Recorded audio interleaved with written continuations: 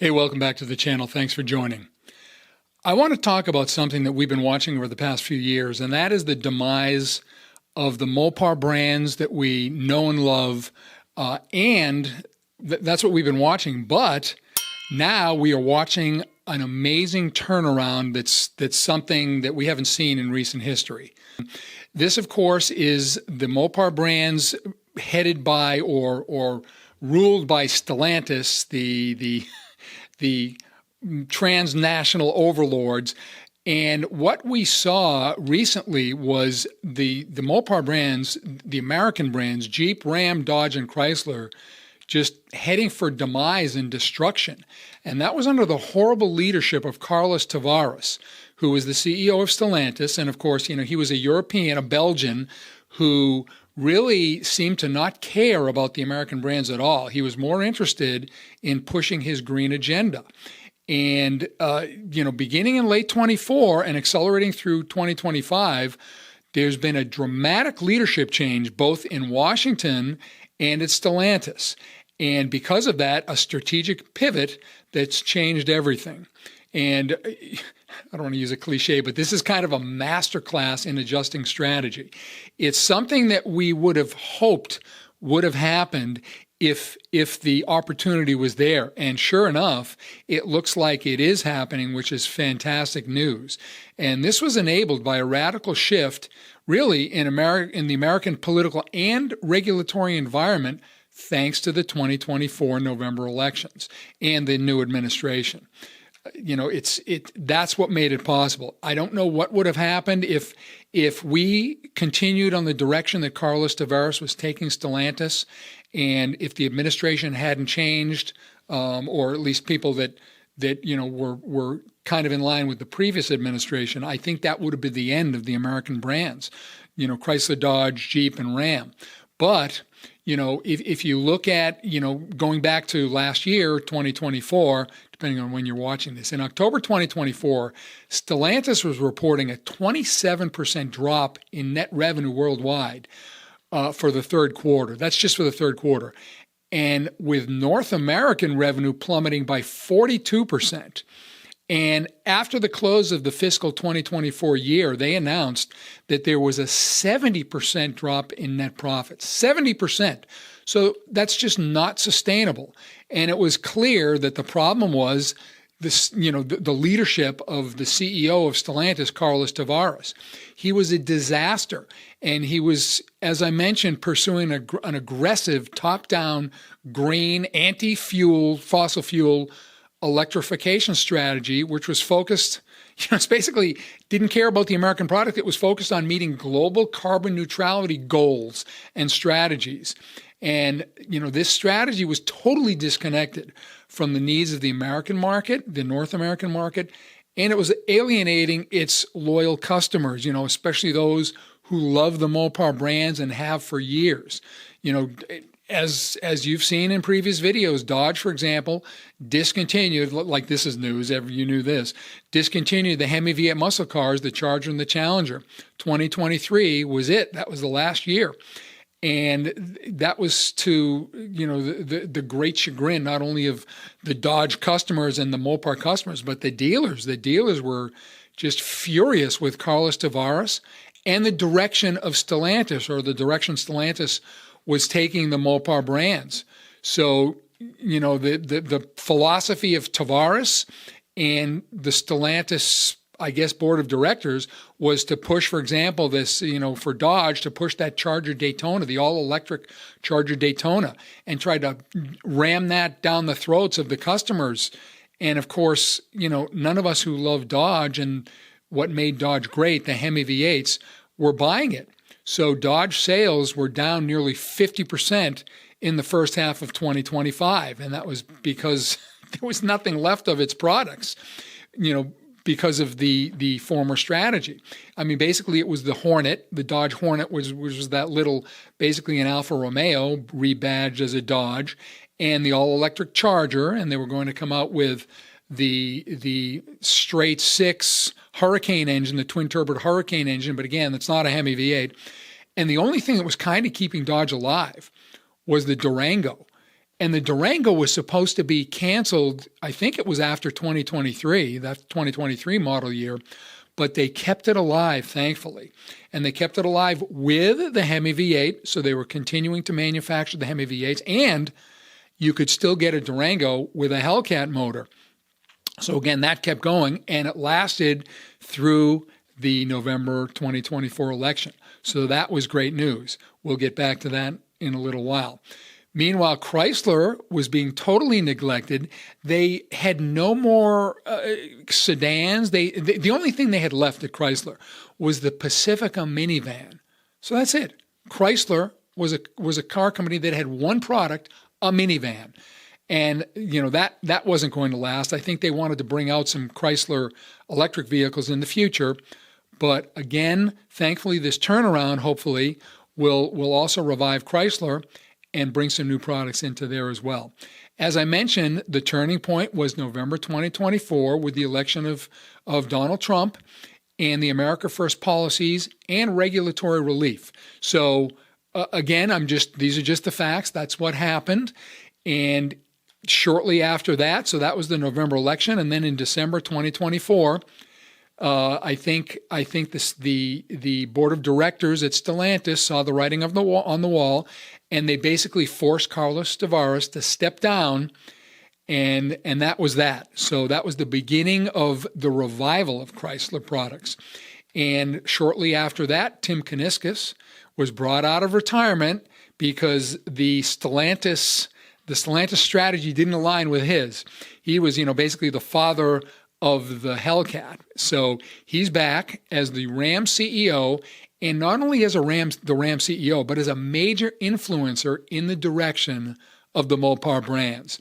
And then a few months later, Antonio Filosa was brought on as the new CEO, and he immediately prioritized the North American market and profitability. So that is fantastic. Filosa's ability to execute the turnaround was fundamentally shaped by the new political reality in the United States following the November 24 presidential election. As I mentioned, the new administration relaxed the onerous and ridiculous EPA and CAFE emission standards, which were just out of control. And they were destroying not only the Stellantis brands, they were destroying the American car market. So this policy shift provided Stellantis with the freedom to step back from its prior aggressive electrification stance, and it allows Stellantis to align its product strategy with consumer demand, which of course still favored the traditional internal combustion vehicles and specifically vehicles with Hemi V8 engines. That's basically what's kept Dodge a leader in the market over the past at least 10 years. So Stellantis has accelerated its U.S. commitment, thanks to Filosa, with a reported $10 billion investment in the United States operations, and announced its intentions to bolster manufacturing, again, to really bring it back up in Michigan and Illinois. And of course, that also helps the products that are made to support the car industry here in the United States. So again, manufacturing not just there, but in the supply chain for the manufacturing of the Stellantis vehicles. So again, let's take a look. This pivot of Stellantis has helped the major Mopar brands here in the United States, with Tim Kuniskis back in charge at Ram and also helping to influence the Mopar brands. It's been a rapid reversal in Ram and the Ram trucks. Ram brought back our beloved Hemi V8 in the Ram 1500 lineup in the third quarter of 2025. And in response to the dealer and consumer demand, they sold 10,000 Hemi 1500s in the first 24 hours that they were offered. So that's huge, and it just shows you that this is what the customers wanted. So retail sales for the brand were up 26% year over year, just because of that.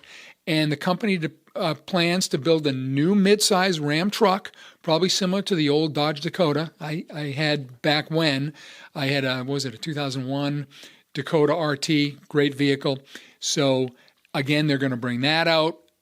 truck sales are booming, and they're going to be reopening, they say, the Belvedere, Illinois plant to basically manufacture that new midsize truck. Dodge, of course, is going to correct the miscalculation of phasing out the Hemi vehicles, and they're reportedly going to bring back a reasonably priced V8-powered muscle car.